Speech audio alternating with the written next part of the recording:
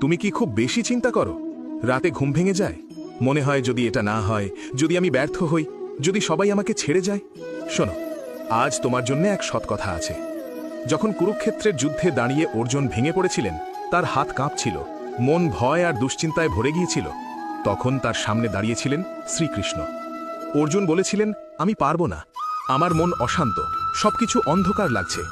তখন কৃষ্ণ এক গভীর বাণী দিয়েছিলেন, যা হয়েছে তা ভালোর জন্য হয়েছে, যা হচ্ছে তা ভালোর জন্যই হচ্ছে, আর যা হবে তাও ভালোর জন্যই হবে। তুমি জানো, অতিরিক্ত চিন্তা মানে আমরা ঈশ্বরের পরিকল্পনার উপর সন্দেহ করছি। আমরা ভাবছি সবকিছু আমাদের নিয়ন্ত্রণে রাখতে হবে, কিন্তু সত্য হলো তুমি চেষ্টা করতে পারো, ফল তোমার হাতে নয়। ভাগবত গীতাতে বলা হয়েছে, কর্ম করো কিন্তু ফলের আশা করো না। তুমি বেশি চিন্তা করো কারণ তুমি ফলকে আঁকড়ে ধরেছ।